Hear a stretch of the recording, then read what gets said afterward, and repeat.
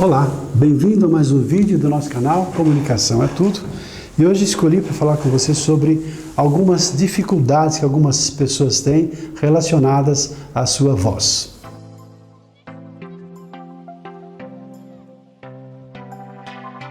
Aparentemente, a comunicação é um processo simples, a pessoa chega lá e fala.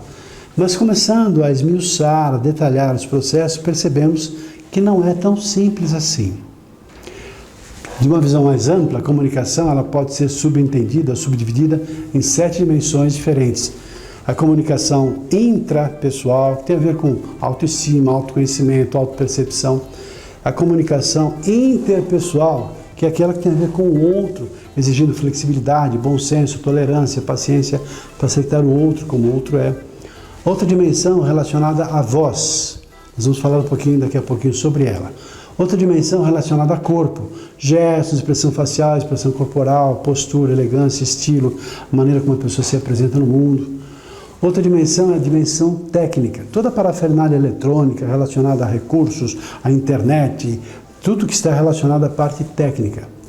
Outra dimensão é a parte intelectual, que tem a ver com a estruturação do pensamento, roteirização, histórias, storytelling, exemplos que vão ser dados, metáforas, como começar, desenvolver e terminar.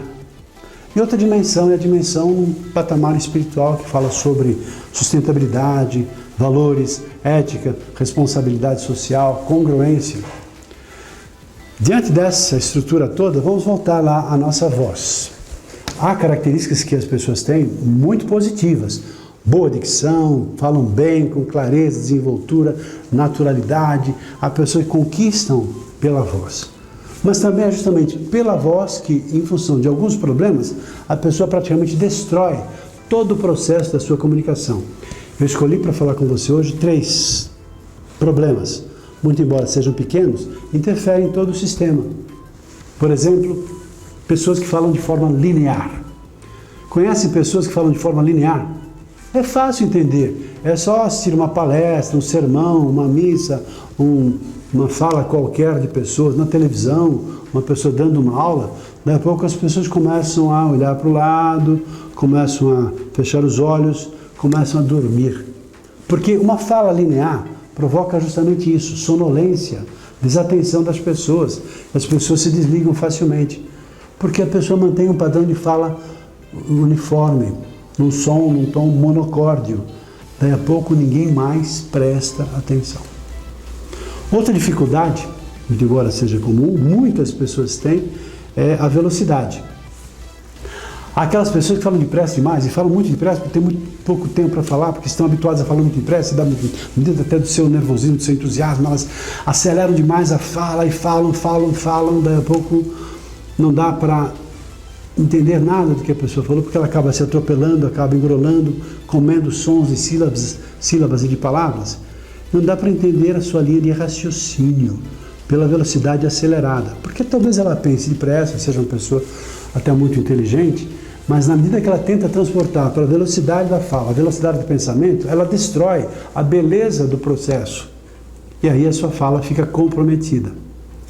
Da mesma maneira, aquelas pessoas que tendem a falar muito devagar. Conhecem pessoas assim? E falam tão devagar, imaginando com isso que estão envolvendo emocionalmente as pessoas. Daqui a pouco as pessoas também deixam de prestar atenção. E outra dificuldade são pessoas que têm algum problema, ou desvio de septo, ou algum vício em relação à fala e à pronúncia, e os sons são anasalados. Mas como som anasalado? Eu anasalado? A pessoa mesmo, como eu estou fazendo agora, de propósito. E um som muito anasalado, ele acaba sendo prejudicial ao processo da qualidade da fala. Ou seja, um som muito anasalado. Pode ser até que a pessoa tenha alguma limitação em relação a septo, talvez uma pequena cirurgia, resolva o problema.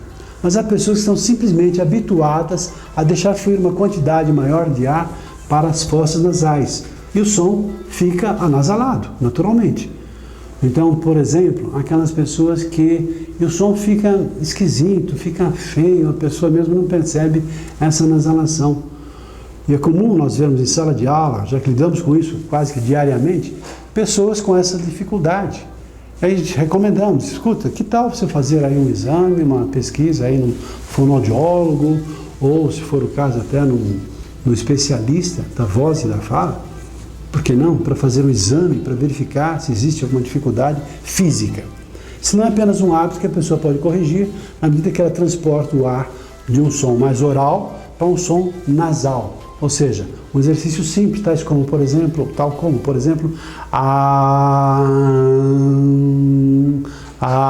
o som mais oral e para um som mais nasal. Aí ela tem a percepção da transposição de um ar oral para um ar nasal.